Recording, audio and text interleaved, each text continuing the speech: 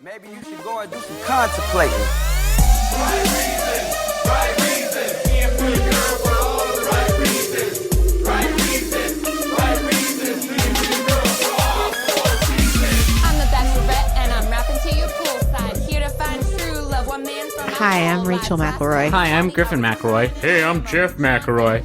Hi, I'm Susan McElroy. Hey, I'm Taylor McElroy. What you don't see right now is that Griffin has a series of ventriloquist dummies.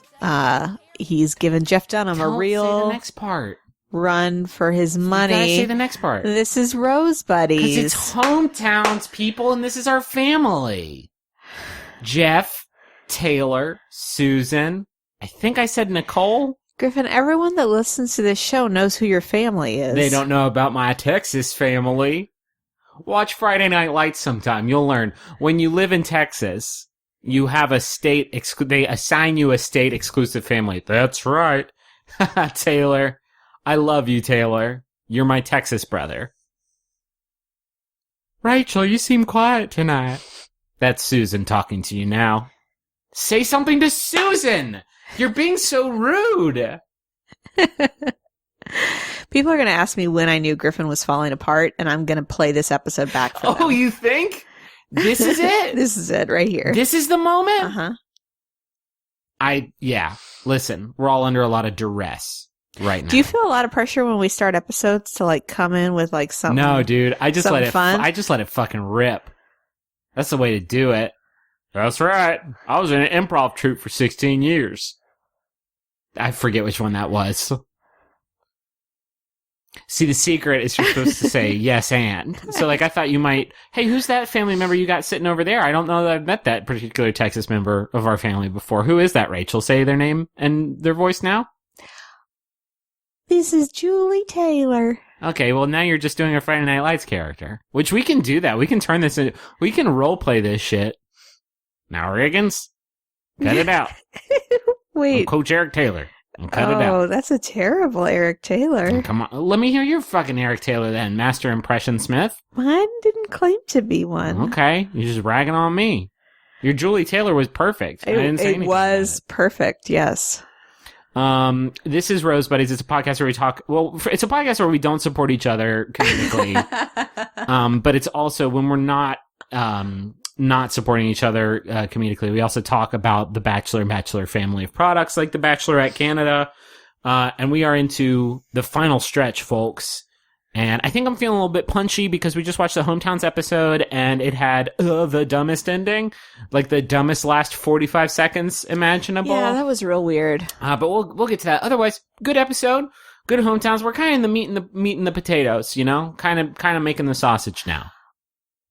We're making the meat and potato sausage. I've talked about this before, but I love Hometowns. It's like one of my favorite things about this whole franchise. So I was really looking forward to tonight. Yes. And I wouldn't say that I was disappointed. No, I think it was not. I mean, one of the hometowns, this is always the case. There's always an outlier, right? Like one of the hometowns was lit. Like one of these moms mommed so fucking hard. I was like losing it. But usually at hometowns we have 4 fams. This time there's only 3. And so we didn't get the wide poo-poo platter, the wide cornucopia of delights. We got 3 fairly straightforward hometown dates. Although I will say the date parts of it were like some of the best date parts we've ever seen. It was there was no like, I want to take you to my old high school football stadium and then you're going to sit perfectly fucking still. Well, we did go to a football field, though. I take it back. We did actually do literally that. Well, never mind. And drive around a hometown. I think I was just so enamored by Mikkel's. So let's start there because he was number 1 up to play. Oh, Mikkel. I leaned over to Rachel and I explained, I am now shipping Mikkel and Jasmine harder than I have ever shipped 2 characters, fictional or reality. Harder than Emily and Jeff with 1 F? Yeah. Wow. Yeah, I know. I'm fucking tender right now. I've clank, clank, clank. That was the sound of my armor falling to the floor. I'm naked right now. And I'm ready. Please be gentle. Are you talking to me or Mikkel? Whichever one. Or Jasmine. Oh, whoever you want it to have been said for. So we are in Mikkel's hometown of Newmarket, Ontario. And he is meeting Jasmine in a park, and he shows up on a motorcycle. This is good. This is a fantasy I didn't know I had. Yeah. Didn't know Mikkel was a leather daddy. But here he comes on that hog, and Jasmine's feeling it. And I don't know that much about... Do you know that much about hog life? I don't. I thought I did. Because I grew up in West Virginia. I feel like there's a lot of hog life there. Yeah? Did you know somebody with a hog? Our friend Jason, you know Jason. Yeah. He leased a motor scooter that he never made any payments on, so they did repossess it. But for a while there, he let us all drive around on it. One time, Justin drove so slow on it that he fell over, and it was the hardest I've maybe ever laughed in my whole life because he was screaming the Knight Rider theme song. I've mentioned this probably on every podcast I've ever done. Yeah. It is such a imagine Justin going 0.05 miles an hour and just slowly toppling over while screaming the Knight Rider theme. Yeah, it's wonderful. toy shit. Yeah.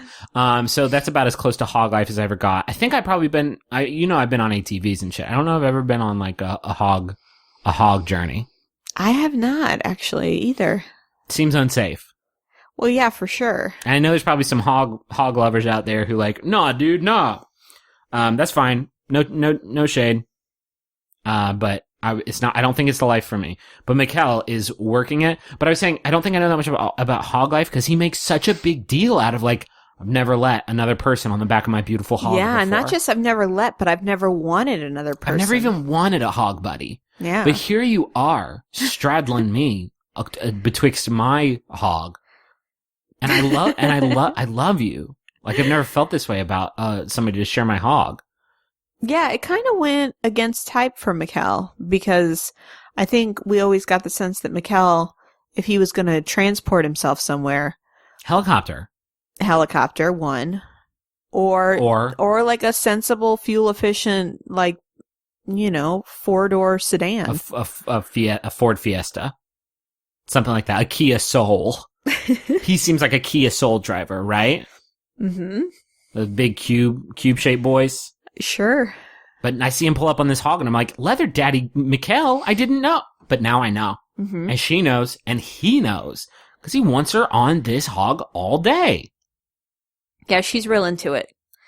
They're both wearing leather jackets, and it's real cute. He says, I think she looks sexy as fuck in that leather jacket, and they beep it out. He says something with a swear in it. Maybe he says she looks fucking sexy in a leather jacket. It's like, these two, the heat, the passion. Mm-hmm. Yeah, they do a lot of smooching. She says, I just want to hug him and smooch his face all over. These two, I think, the term hog wild? I think it is derived from this. I think it's a real thing.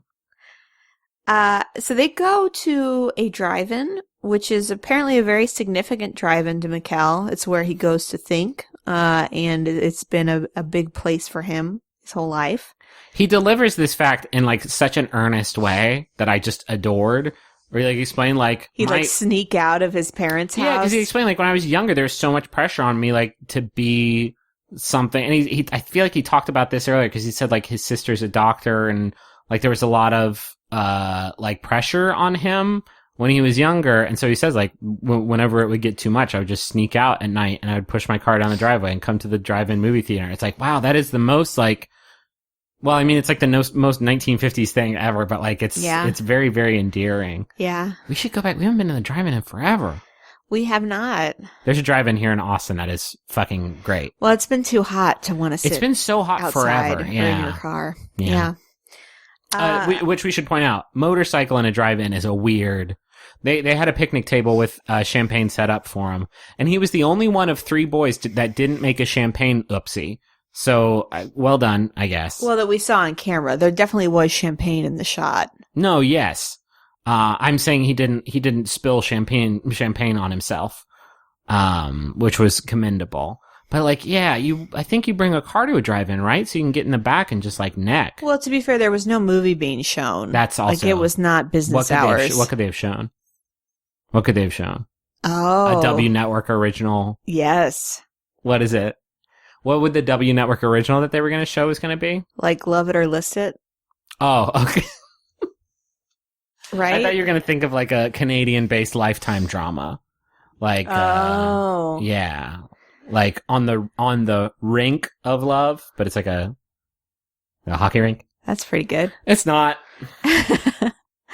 And so they sit there and they talk, and Mikkel has told us that he's in love with her and wants to tell her, and it kind of seems like he's gonna chicken out, but then they're getting ready to go, and she's back on the bike, and then he decides to tell her. You can't not see Jasmine on that bike, on that beautiful metal machine, and not say the damn thing. Yeah.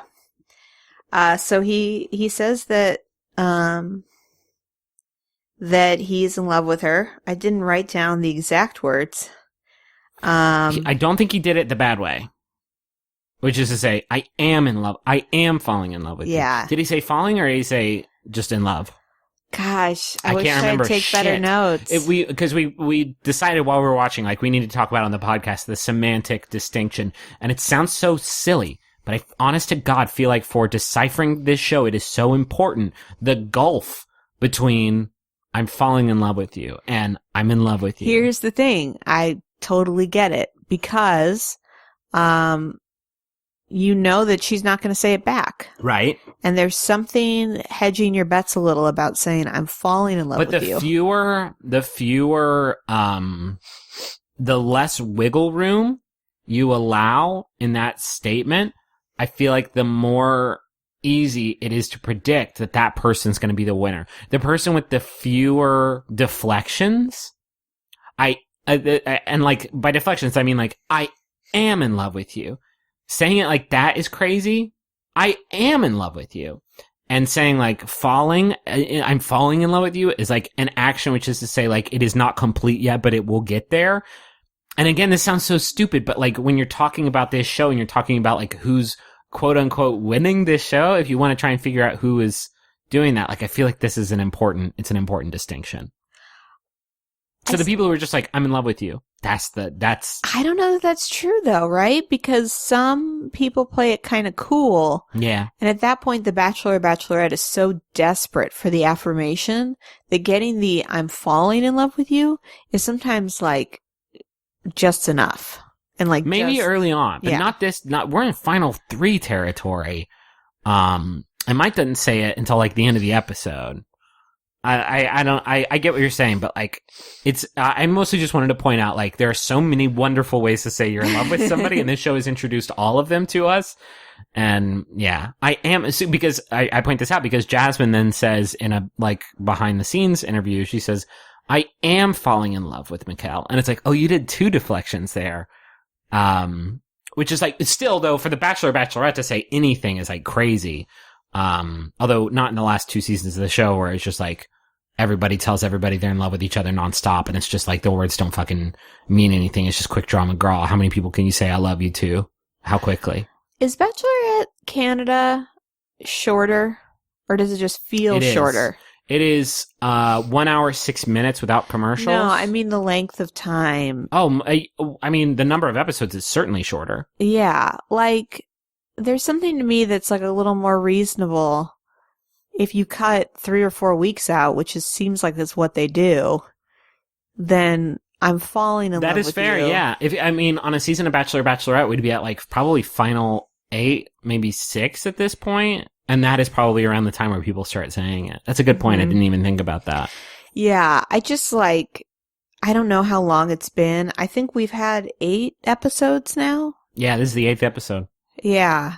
So I don't know how many weeks that means, but probably not a lot. Anyway, we kibitz, but he says, I don't know what he says, but he says something about loving her. Yeah, and he definitely commits to it. Yeah, he leans in. And he also says some really nice stuff about like when we go to meet my parents, like I'm going to be there for you during that. If you need me to stand next to you or hold your hand, just let me know. Like I'm there for you during this. In terms of actionable stuff, that's probably like if I was the Bachelor or Bachelorette, that is what I would want to hear, because this is stressful as fuck. And it just have somebody be like, whatever you need to get through this afternoon with my family, just let me know. Yeah. That's good stuff. He's a sweet boy. I really appreciated that. And so they go and they meet Mikkel's mom, dad, his sister and her husband, and their baby. And Mikkel's whole family is adorable. So good. They're just all like very, very nice. And warm. His mom is like, I got some Indian food because I thought that you might like seeing what. And Mikkel's like, it's because we're Indian. You can say it. Yeah. But she's like, but I also got brisket for you, which is like also very, very good and sweet. Yeah, it's unlike hometowns in the American version where it seems almost always catered. Yeah, okay. It just seems like there's a table out with a bunch of food and the parents don't really take ownership of the food that's in front of them. But in this case, it felt like, oh, they really put it together. Mikkel's dad's first reaction was so bizarre because he was like, my first reaction to Jasmine is, I love blondes. And it's like, whoa, dog. Yeah, he was a character. Yeah. And his sister was really sweet. She's only 14 months older than him. That's a lot, yeah. Which is wild. And we got some good baby pictures of Mikkel and his sister. Yeah. These are the cutest kids. Oh, and Mikkel's sister calls him Mick.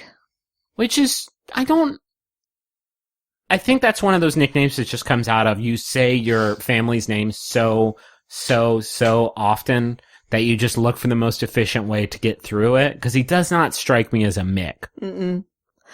No. The Micks I know are like Mick Jagger, Mick Foley. One more. Mick Jagger. That's all. I can only think of two Micks. Yeah, no. That's why I asked you for a third. So his dad has some hesitation. And I would say like on the parental hesitation scale of hometowns, it's like a 3 out of 10. Well, yeah, it has nothing to do with Jasmine. It has nothing to do with like him being skeptical of the whole process. It's more like he's pushing Mikkel to say like, how do you know? Like, how do you know that this is the person? Mikkel gets really defensive and he's like, how did you know with mom? Like, yo, dog, chill. That's your dad's. Calm down.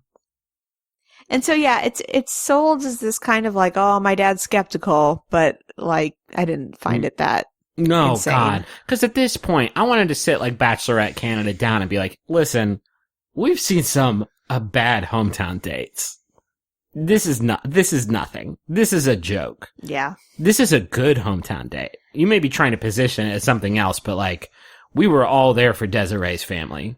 Like, we know how deep this oubliette goes. It gets dark down there.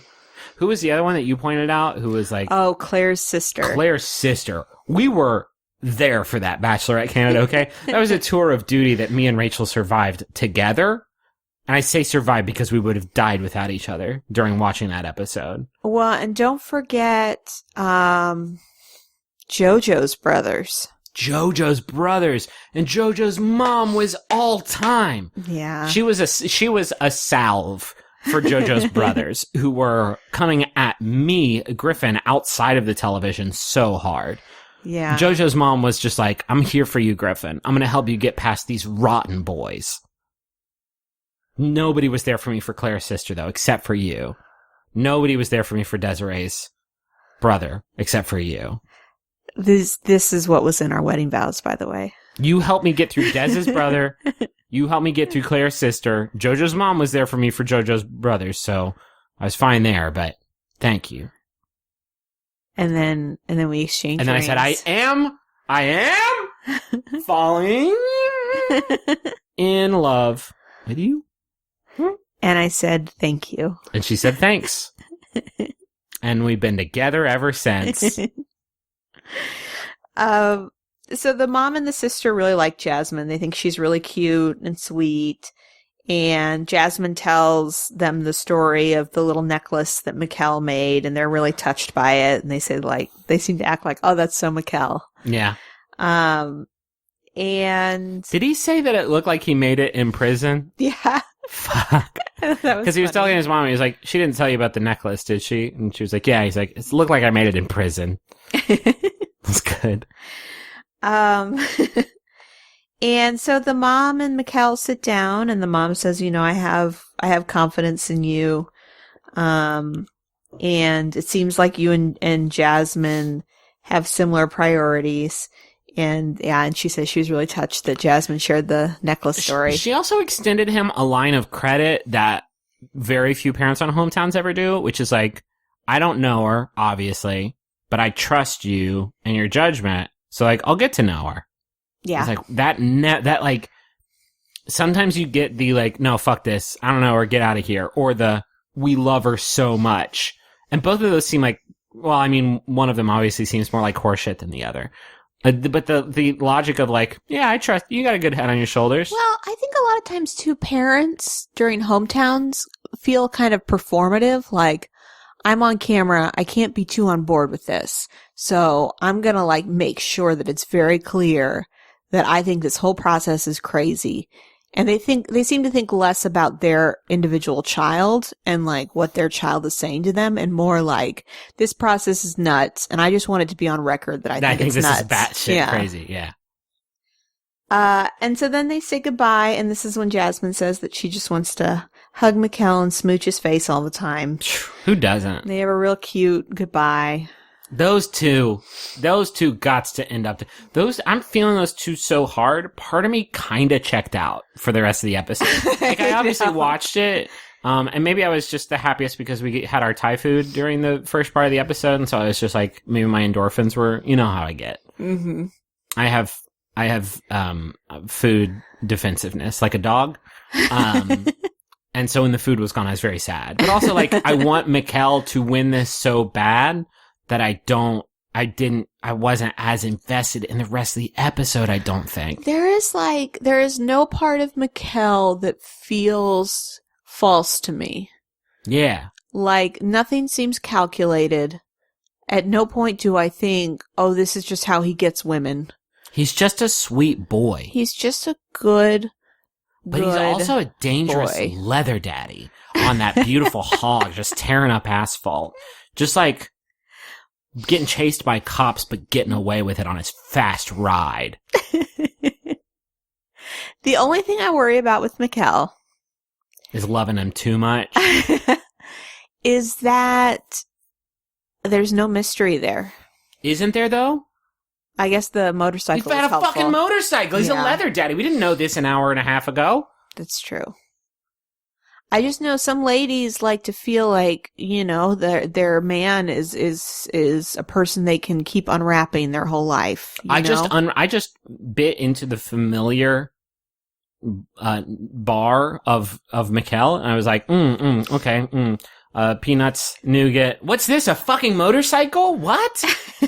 It's weird that you kind of abandoned your metaphor right there. I didn't. Inside so of it's a candy there's bar a fucking motorcycle with a in there. motorcycle in it. Yeah.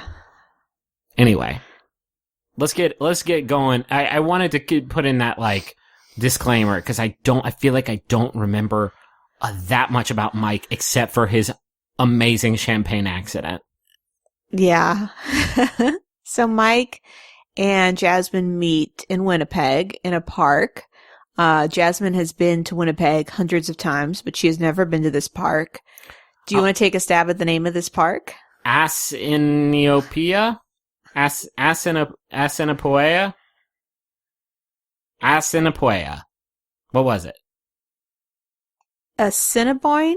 Okay, that's pretty good. The way I remembered it, so I wrote it down, but I also remember it kind of sounds like Cinnabon. Oh, that's good. Yeah.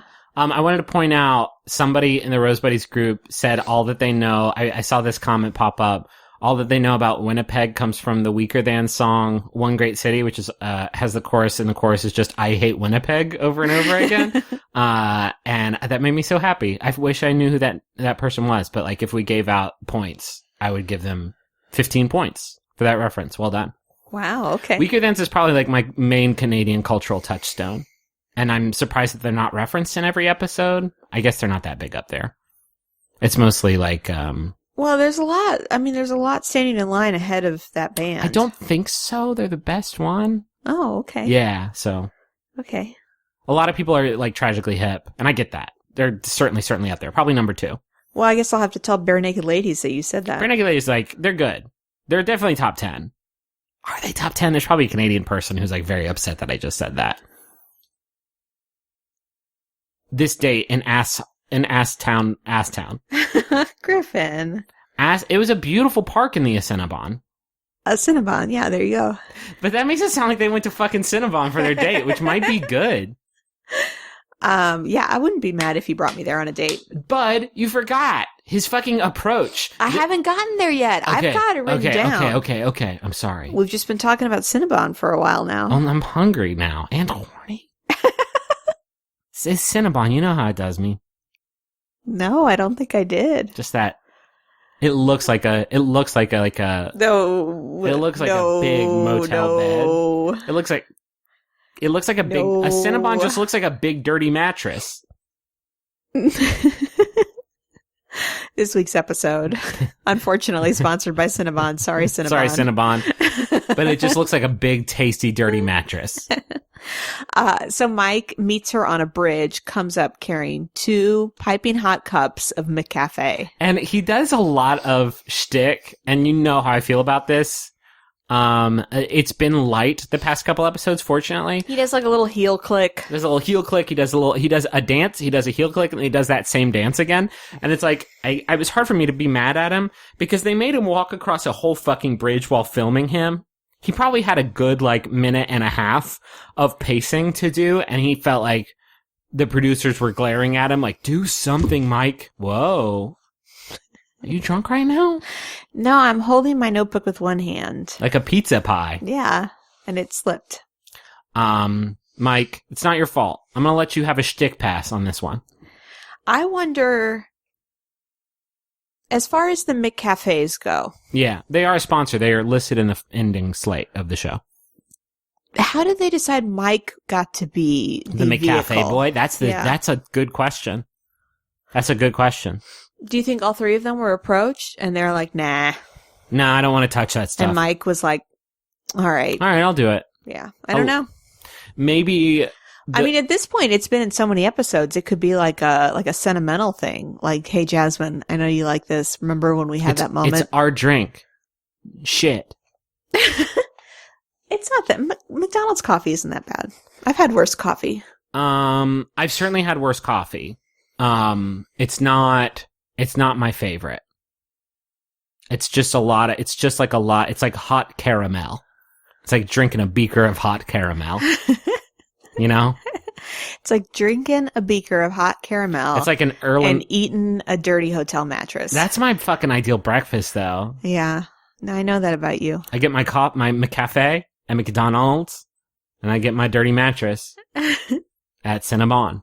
And they say, do you want coffee with that? And I say, no, thanks, I'm covered. And I shake the McCafe at them violently until they get a little bit on them. What happens on their fucking date, though? So they go sit under a pretty tree. And it is a nice tree. This is where Mike has his champagne oopsie. This dude pops a cork, and he is so obsessed with where the cork is going. You gotta keep your head on a swivel when you're popping a cork. 'Cause he pops it, and the foam just like, bleh, just like jizzes out all over his leg. Oh. I know, but there's no better verb to describe the way that this foam just like... Splooge. That's worse, baby. You know it is. It just like covers his whole calf. Yeah. And it was so funny, because like popping a champagne bottle, I don't know, there's so much pressure that comes with popping a champagne bottle. No, that's true. And that was not a joke. It was not a pun. Maybe it was. But there's so much pressure that comes with popping a champagne bottle. because it's a show. Well, yeah, you gotta look fucking cool while you do it. And so to get a considerable amount of champagne on your calf and your shoes is very funny to me. I laughed very hard. And it was, I mean, there's also probably some like... It's that Mr. Bean humor you love so much. It's that Mr. Bean humor, but it's also like on a TV show about establishing your romantic dominance, to have this like, for lack of a better term, like flaccid prop comedy was this emasculating, visual gag was like so tasty to me. So rich. Yeah, like we watched it mattress. a couple times. It's good stuff. If you missed it, go back and watch it. It's good. Kevin doesn't do so great a job with the champagne either, but, this was tops. So Jasmine asks what Mike sees as their future together in Winnipeg. And he says that they could go camping or they could go to the lake. And that's those are kind of the things that he suggests. And then she asks how he feels about her. And he really doesn't do well. Here's the thing. Wait, let me read you the direct quote of what he says. Yes. He says, I like you a lot. I think you're very cool. And you're someone I can see myself falling in love with. I can see myself falling. That's that's so many deflect. Like, Well, first, I take issue with the first two sentences. you're very cool. I like you a lot. I think you're very cool. It's I like Mike a lot. I think he's been. Do you think he's very cool? I think he's very cool, and I can see myself falling in love with him. I feel like the last few episodes he's kind of been flagging a bit. I know. He started out so strong. Started out really strong, and this happens sometimes. And he had so many highlights. I was thinking about when he was not performing especially well this episode. I was thinking about when he first showed her his 10-pack and her reaction to that, and how fucking great that scene was. How uplifting and empowering that scene was.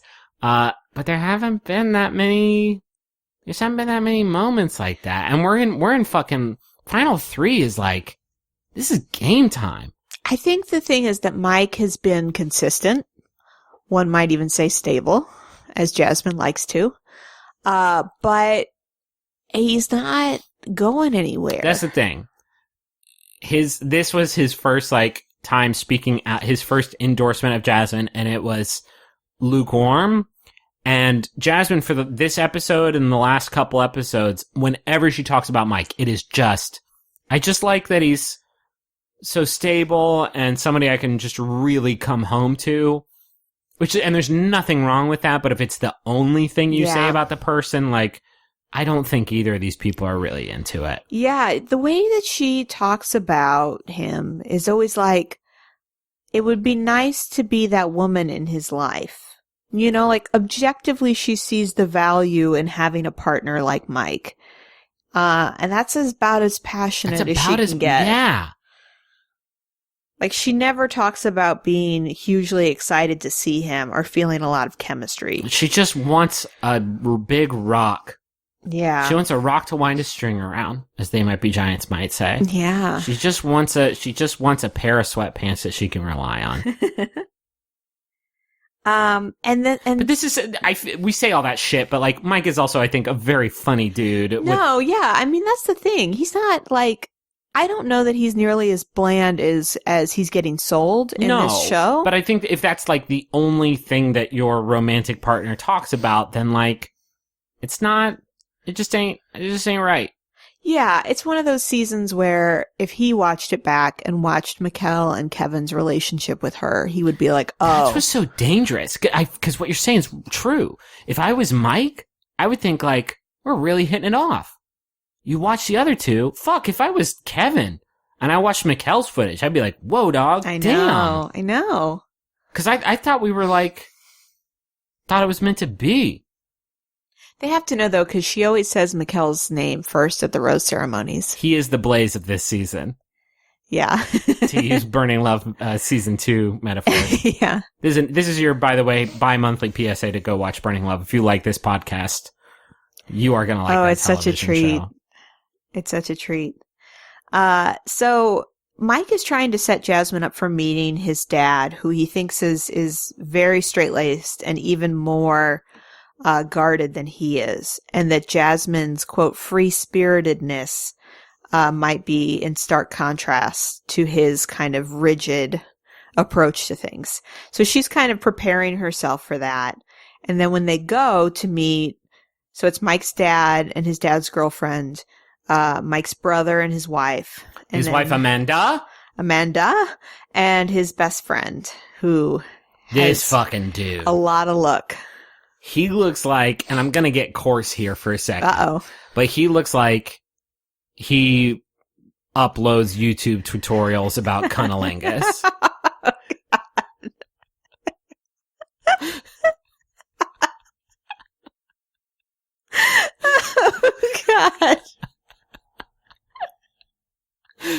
he's got this, and he was a very, very, it's a mean assessment of his look, because he looks like a very sweet dude.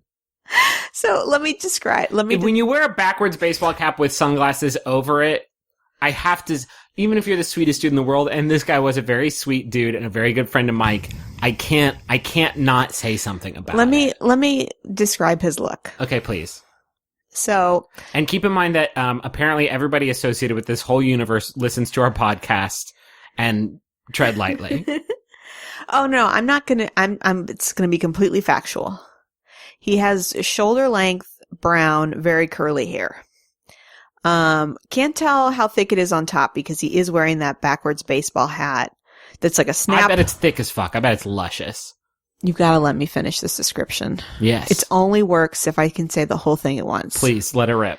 Okay, so you can't tell how thick it is up top because he's wearing a baseball hat, like a snapback hat with sunglasses on top. He's got a goatee. Yes. He's got both his ears pierced. Loving that. He seems to have some bracelets on. Oh, I didn't see that. I didn't pay attention. Yeah, no. This show has made me so numb to men's wrist accessories. I don't even remember the clothes he's wearing, though, honestly. Just the hat.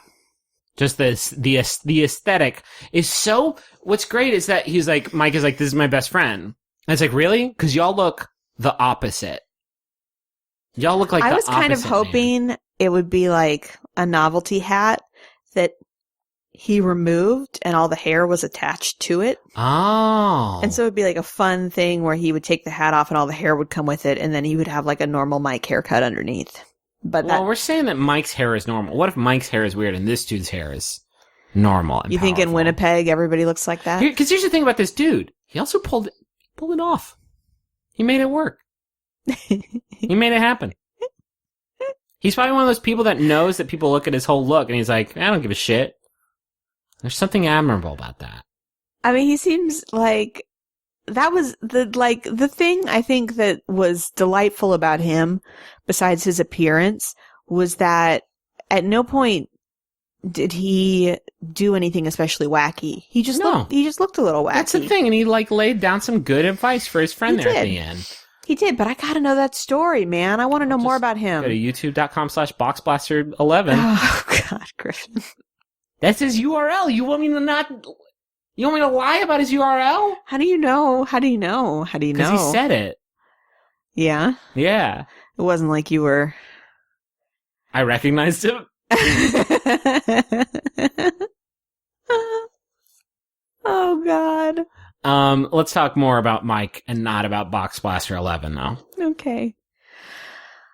So Mike's dad is way less rigid than Mike presented him as. So much so that when Jasmine talks a bit about herself and then mentions that she's a hairstylist, and Mike says that Mike's late mother was a hairstylist.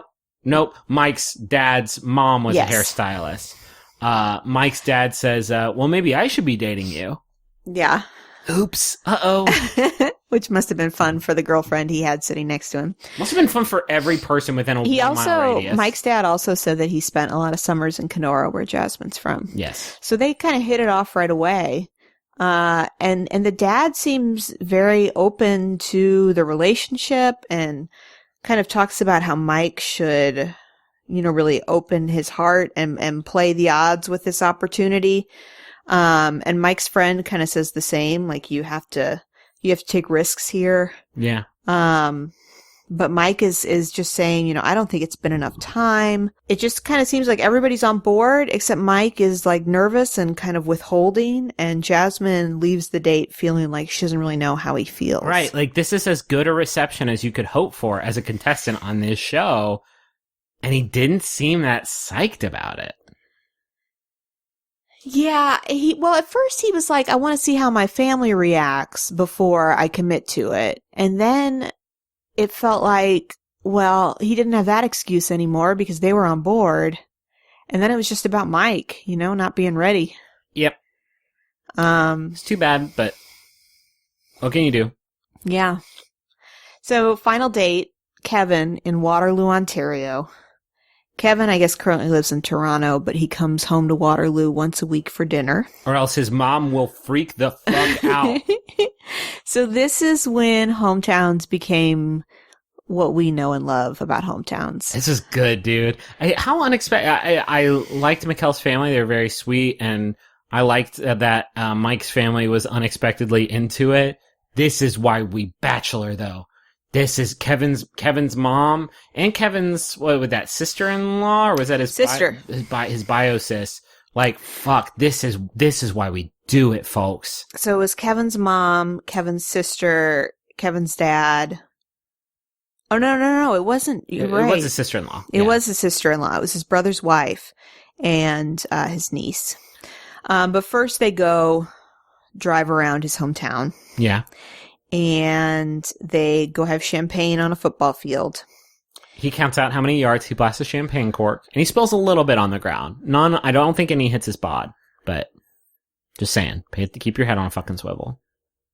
I'm blown away when everybody knows, you cover the top of the bottle with like a rag, and you pop it like that, and then you just no fuss, no muss, you don't have to fucking worry about it. When I see somebody do it, like they just hold the cork exposed and they like push it with their thumbs, I'm like, you're gonna hurt somebody. Well, it adds to the dramatic presentation. How many people do you think die from champagne corks every year? You think that you're going to find that on the internet? You can find anything on internet. Okay, well, he's looking it up now. I mean, give me a number. I guess I'll say 13. Believe it. How many did you say? 13. Believe it or not, champagne corks kill almost 24 people each year. Keep your keep your fucking head on a swivel. What is your source? This radio station. Okay. Wait, that doesn't seem accurate. I can understand injuring yourself, getting like a little bruise, maybe. Okay, no, I think this shock jock radio show was selling me a line.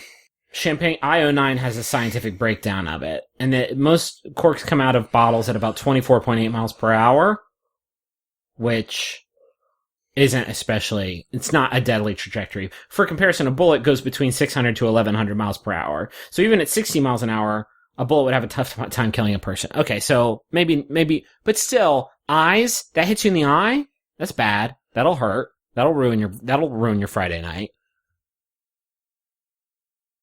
I'm just saying, please pay attention. I'm saying this to you, Rachel. If you're at a party without me, and it looks like somebody's about to pop off a champagne bottle and they don't have a rag covering it, leave. Just leave the party. Leave the fucking party. It's a dangerous environment. Worth it. Yeah. It'll hit you in the nose or your eye. Yeah.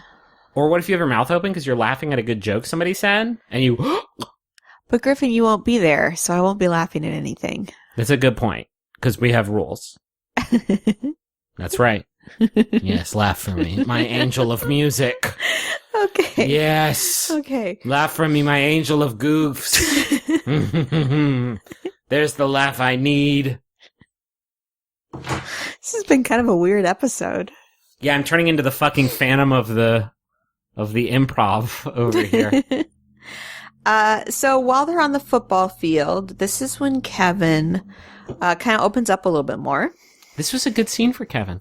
Yeah, so Kevin talks about how while he was kind of a popular kid growing up, he never really liked himself and never really felt like he was good enough. And he kind of would end every day feeling like he didn't do enough. That was I didn't expect Kevin to ever say anything that kind of resonated with me, but this idea of like, I could have done more today. I do that now. Like, I still do that.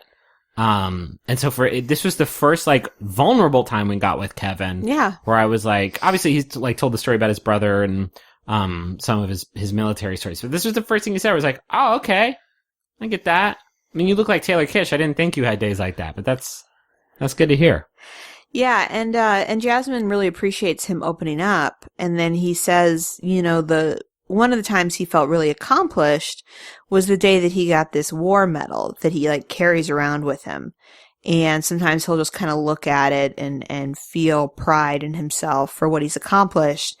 But that ever since he's been with Jasmine, he kind of feels that way, without needing that reminder. And so he gives her the medal. And we don't ever get to see it up close We for don't some get reason. to see it, which was strange. It was a little strange. I thought we'd get a little zoom in. We did I'm not. not saying it was fake or whatever. I'm just saying it was kind of a weird choice. But this was so sweet, and I was so into it, and it was my Kevin got so many Kevin points in my book. Suddenly I could kind of understand Why? Yeah. why Kevin. Because in the past couple episodes, like, Kevin has been doing so well, and I don't dislike Kevin. But I haven't really gotten, like, why he is such a front runner until now. Like, yeah, that's a sweet, very open story, Kevin. I mean, I will say that Mikkel delivers this kind of heat every week. But you talked about, like, holding it back. Nobody's held it back as much as Kevin, except for the other Kevin who held it back too much. Yeah. And then got dumped on the rock. Yeah. Not Kevin W? Which Kevin are we still with? Kevin W is the one we're still with. Yes, good. Yeah, this was like I am coming around. It kind of reminds me of JoJo. Like, I was a very late member of Team JoJo in the Axeman season. Maybe that's going to happen. Yeah, me too. Maybe. Yeah, it's not like, I mean, still 100% Mikkel. Oh, yeah, don't get me wrong. But I get Kevin. But it's not one of those situations. I kind of got spoiled on the end of the episode. Well, let's wait. We'll get to it in time. I would not be as, like, incensed if Kevin won, is what I'm saying. So the other thing Kevin does is that he says that he has fallen in love with her, and that he's blown away by her, and that... Say it to her face now? Yeah. Okay. I know he said it to her face. I didn't remember when in the episode. Yeah. And that he feels like the risk, of telling her this is worth the reward. And that was also kind of a surprise. Yeah. Just putting it out there. Yeah. And so they're driving back to his house, and he lets her know that he has not brought a lady home in 6 years. While he's driving, he's like, by the way, if we end up together, we're going to have to do this every week, or my mom will lose her shit. He explains that his mom is, like, the leader of the family, and basically sets her up like, my mom is going to rake you over the fucking coals. Well, he doesn't say quite that much. I mean, there is a suggestion that if you have to warn somebody at hometowns about a member of your family, yeah, it doesn't. Just to give you a heads up, my mom might be a little bit okay. So she's gonna, like, execute me, is what you're saying. So they all sit down when they get there for about 2.5 seconds. Yeah, in the first minute, Kevin's mom remarks upon how attractive Jasmine is, and says, "I'm surprised that such a beautiful girl would take this route." So fucking good. Like a decadent Cinnabon roll. Like, so fucking... To start out with that. Because there is no response to that. You are shut down. Oh, you're so attractive. It's weird that you'd have to find love on television. I know. Wow. And then when Jasmine kind of stumbles around for a while trying to figure out how to appropriately answer that this is when Kevin's mom tells us, the viewer, that Jasmine's kind of a chatterbox, and that listening is important, you know, and that she really seems to do a lot of the talking. Kevin also says... Which is shade number 2. Kevin says, you know, this relationship has really... And at that, his mom was like, oh, well, I mean... You've known each other You've known each other for a few weeks. What did he say? It was his dad. His dad says, you guys look like a really good couple. And that's when Kevin's mom is like, what are you talking about? They've known each other for a few weeks. They're not a couple. Yeah. And so Jasmine starts saying, well, this process is kind of weird in that you kind of start out learning a lot about somebody and learning all the really deepest parts of somebody. And then you kind of work backwards from there. And so his mom, without missing a beat, starts to quiz her, like, oh yeah. Well, why don't you tell us one of the deepest parts of Kevin? And Jasmine throws her hat over the fence. She's like, well, your son got stabbed, your other one. And she's like, oh, okay. Well, yeah. Almost like that was some sort of, like, password. Like, well, we don't tell that to anybody in this. So that is a big leap. Yeah, it was so uncomfortable. It was really uncomfortable, but at the same time, like, was so into it because I feel like everything we talked about, like parents having to play this role of the over-concerned parent. I genuinely believed that everything Kevin's mom was saying was coming from a place of all-consuming worry. Yeah, for sure. But it was so fucking real. Like, you can't, this is all a joke, right? This is my son. This is a goof, right? I will say, though, that it wasn't just worry. It was like, I control this Possessive, situation. yeah. Yeah. I mean, she literally says, I'm looking for the woman that's going to replace me, which is like, woo. Yeah, I hated that. I hated that so That's much. bad news bears. I will say, maybe Griffin and I are kind of spoiled, but like neither of us comes from a family where this is the kind of behavior that you bring to the table. Psh, you don't even know. Like, I don't feel like my family or your family felt the need to challenge. That's because you're a winner. I brought you around, the fam was like, yes. I bring around a stinker, and they just like... Well, are you saying Jasmine's a stinker? No. But if Kev's family thinks that, I don't actually think, I think the lens of this show fucks us up sometimes. Because we watch these other two families, they're like, yeah, marry my boy. Yeah, please marry my boy. Yeah. And then being like, you've known each other for 21 days, chill the fuck out. Eric Taylor would do that shit on Friday Night Lights, and he did to Matt Saracen, who is his QB1. But you don't think less of him. It's just like, you gotta protect your shit. You haven't known each other that long. Calm down. Yeah, I get that. These are like adults, you know, like. I don't, if when our child is 25 years old, and he's like, I brought a girlfriend, I've known her for 3 weeks, or a boyfriend. This is my partner, I've known them for 3 weeks, and I think they're gonna ask me to marry them next week. I would be like, hey, yo, fuck that, dog. No. That's so soon. That's very fast and very quick. And for some people, like, for some folks on this show, that's a real roadblock. Because the math of that is crazy.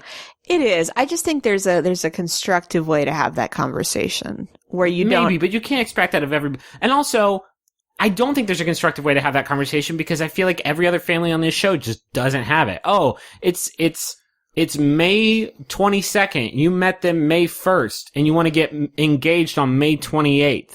Yeah, sure. Fucking go for it. That's insane. That's nuts. Yeah. I'm always willing to cut families slack in hometowns because I have to believe that for the ones where it breaks bad, not JoJo's brothers, they were just angry. But for the families where it breaks bad, it's like, this is a crazy proposition. And we forget that sometimes when we talk about it, but it's a crazy, in less than a span of 6 weeks, I'm going to go from not knowing. I don't fault families for their skepticism. I do fault them for behaving as if they can't trust their own child to think of their own best interests. Yeah, sure. Which is all I'm saying. Like, it's like what I was saying earlier when I was saying that parents will sometimes forget what they know about their own kid. Yeah. And just make it clear that they are opposed to the very nature of this show. And as soon as Kevin steps up to his mom, she kind of like backs down. No, that's true. That's true. So anyway, so let's get to that. So, so his brother's wife, also kind of throws some shade and says, you know, So how many are left? And Jasmine's like, oh, well, Kevin's one of 3. And she's like, well, do you feel romantic with all 3? Jesus. And Jasmine's like, well, I mean, I guess like in different ways I do. There's, again, another no question good answer. There's no good answer for. So this is when the mom and the brother's wife pull Jasmine away. And this is when the mom throws probably the worst shade of the whole episode. Because she's talking about how Kevin's job is so demanding. Oh man, this was brutal. This was so savage. So Kevin is a firefighter, correct? I think firefighter paramedic maybe? Or is that Mike? I don't know. I think Kevin is ex-Navy firefighter. Okay. And Mike is firefighter paramedic. but talks about how Kevin, seems really tough, but is really sensitive. And he's like, yeah, sometimes Kevin will call me, after a particularly hard day and talk for like 2 hours just to process what happened to him while he was out at work. And she's like, Jasmine, do you think you can sit and listen? Because I know you're kind of a chatterbox. Like, what if you come home really ticked off about some lady upset about her hair, and Kevin's upset because somebody died that day? This was unbelievable. There are so many layers of... There's like 12 layers of shitty things you just said in there.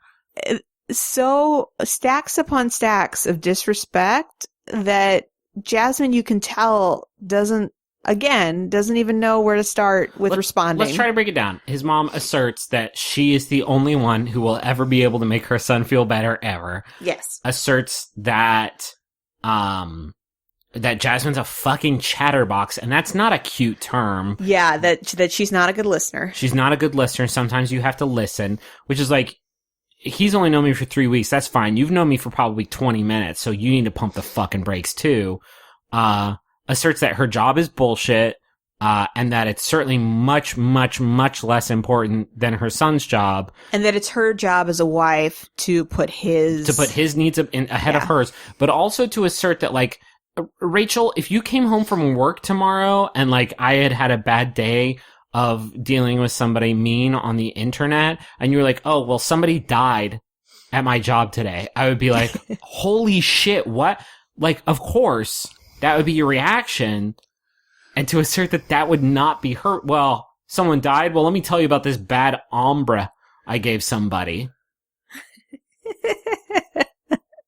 That's how it's pronounced.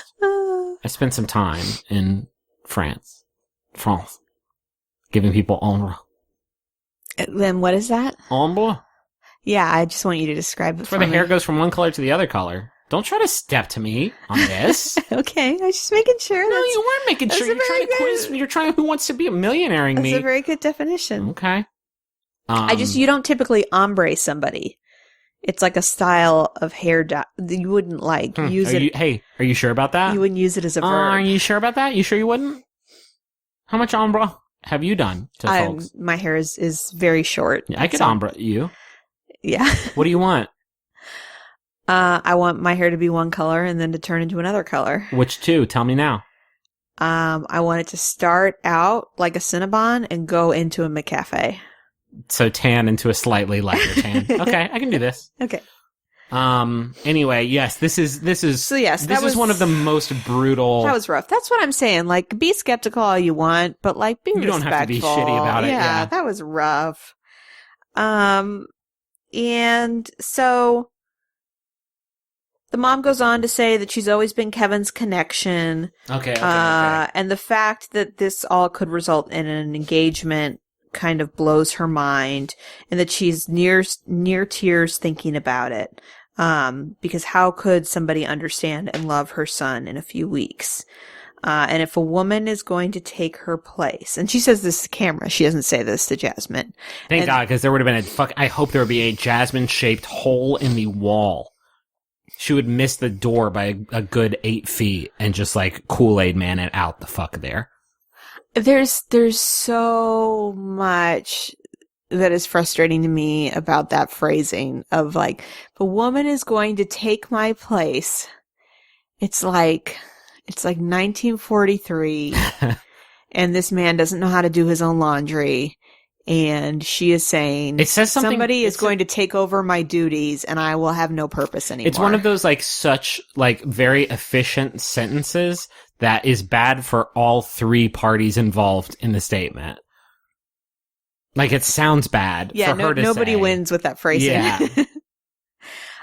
So then she just sits down with Kevin outside, and she talks about how she has reservations about the process. And she's like, well, if you're going to cry, then I'm going to cry. And we're so similar. And she's like, I just really want to know how you feel. And he's like, well, I've never felt this way before. And it really feels like love at first sight. And that's when she kind of flips a little bit and says, well, if that's really true, then I believe in that and I'm so happy for you. But if in a couple of weeks we're crying together, I'm going to be upset. Okay. So Jasmine leaves that encounter and she tells us, the family was not warm. She's not sure she can handle being a part of this family. And I do not blame her. No, God. That was rough. It was a rough hometown. No, I would say it's top 5. Yeah, I think in terms so. of like not getting just accepted into the fold. Yeah, I mean, so we love Jasmine. We think Jasmine's great. Yeah. We think everybody should like her because she seems very honest, and very just comfortable in who she is. And it seems like anybody could pick that up right away. Yeah. So it was just is surprising, I guess, to see someone be so tough on her. Yeah. I mean, it's also surprising because I would say like 90% of the time, the families are just like, yeah, okay, we'll play along. And so it is especially striking when, what's your favorite hometown family of all time? I have 2. Oh, Chris Soules. Chris Soules is that. You remember? Or was that Sean? No, that was Chris. That was Chris. Yes, that was my number 1. Yeah. Who is it that goes to his hometown? Dez? I think it was Dez. Was it? Or Andy. Andy. It was definitely Andy. Yeah.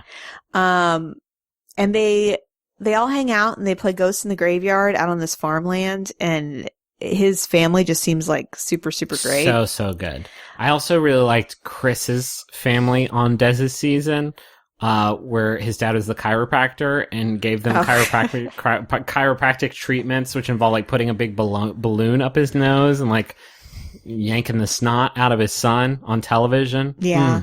So close. And then, of course, Luke's dad recently was great. Luke's dad. Luke's sweet dad. Oh, Luke's sweet dad. Yeah.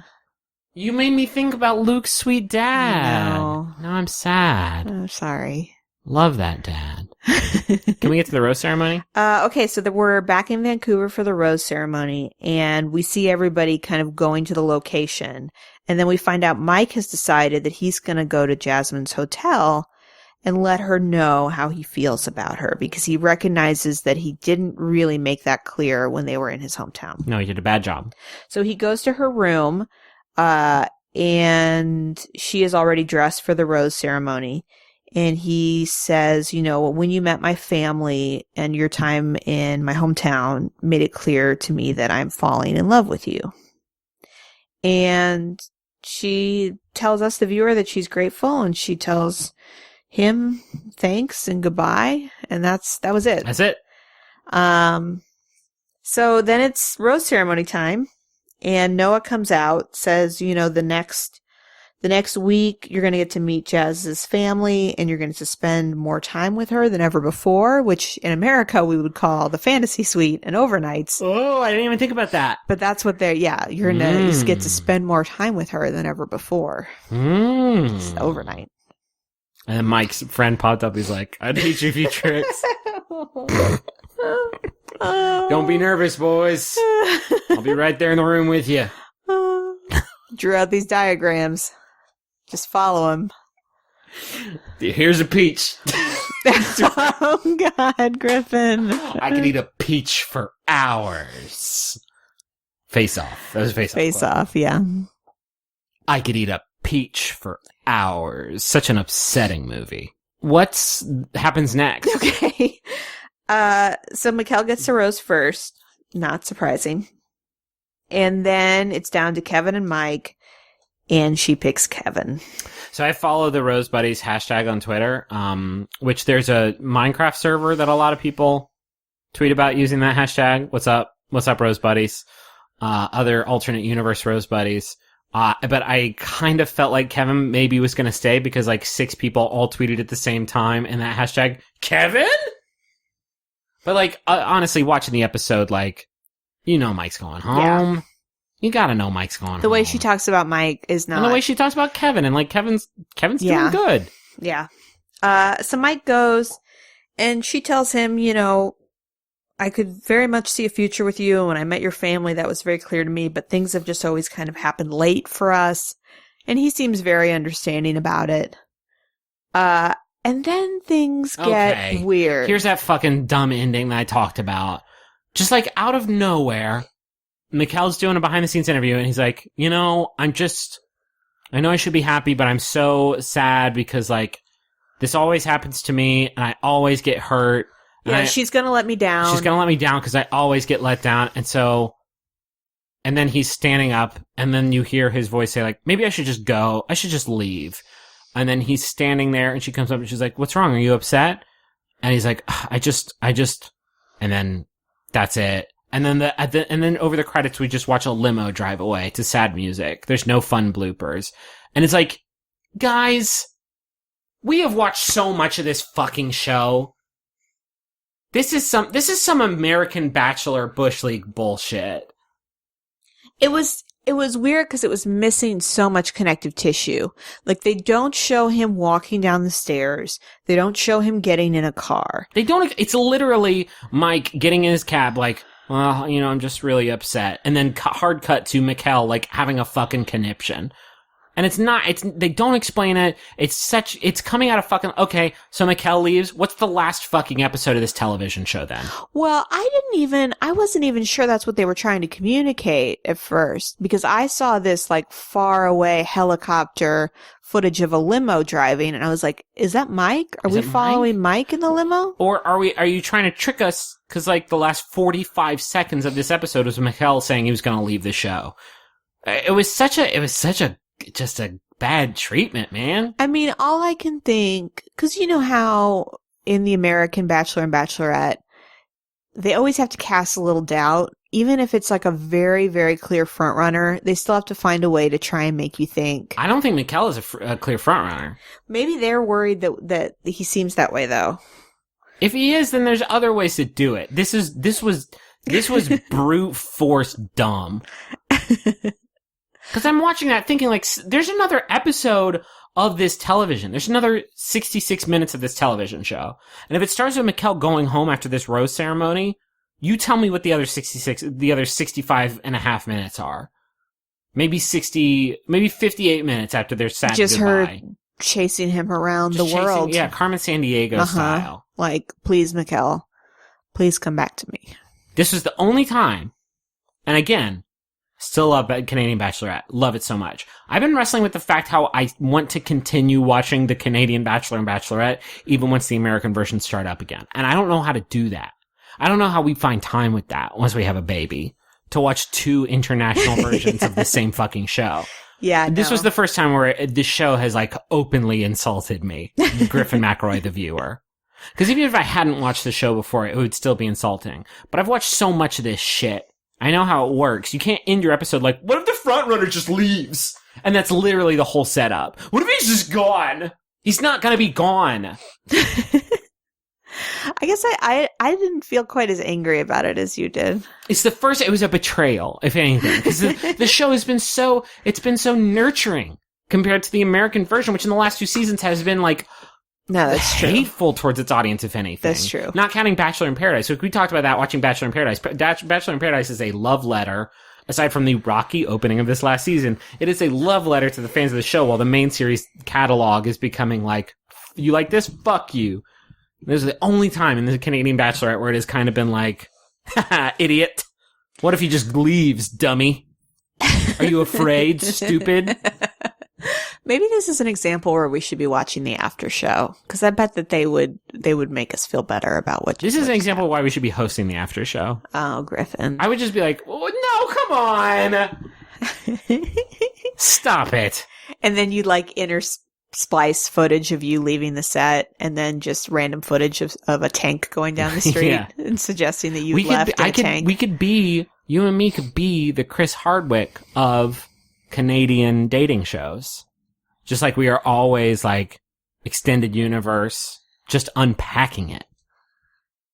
I mean, we're doing that here. We don't need to have a television show on the W Network for that. You don't think we're too edgy, though?